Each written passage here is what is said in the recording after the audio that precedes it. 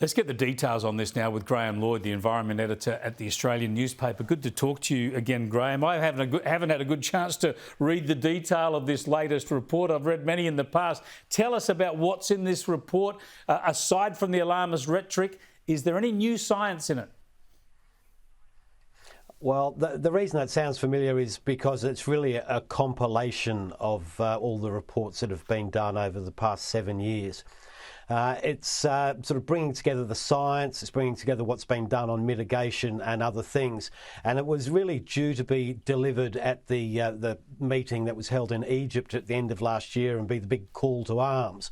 But if you like, that was deadline was missed and they've brought it together now. But the way to really look at it is it's a political document to try and encourage governments to act in a certain way.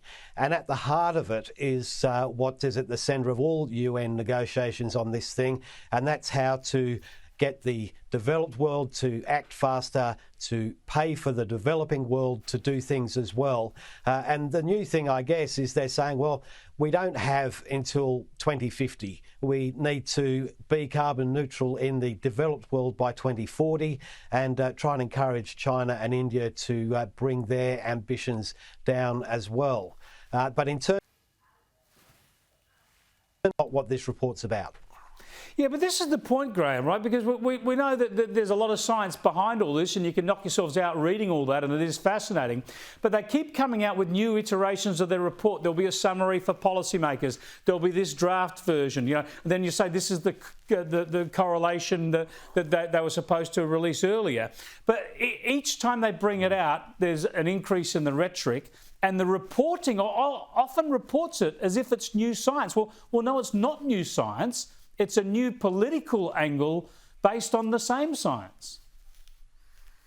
That's right, Chris. And what you see is they're using the same scientific documents and reports, but each time it goes through the process to draw up a sort of summary for policymakers, it just gets tweaked a little bit. Yep. And what you're seeing is this notion of extreme weather events or whatever has gone from the fringe to be the central tenet of what is being talked about. And you drill further into the reports on that, and the science hasn't really changed, but it's being willed to tell a story that the IPCC wants it to tell. Yeah, it's so true. There's such a focus on extreme weather events, and yet when you drill into most of that and look at the records, we have records on most of this stuff, it's very difficult to get a reputable science to say that these things are increasing. Some have decreased, some have increased, different instances. But this story they try to tell from that is not one that's clear on the historical record.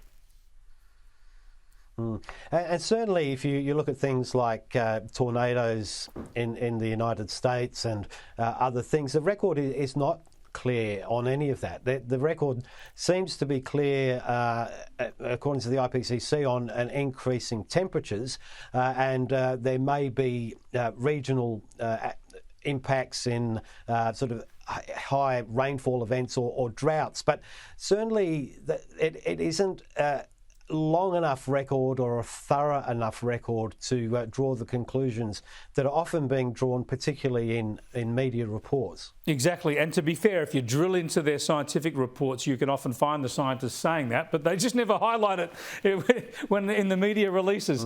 Thanks so much for joining us, Graham. Appreciate it.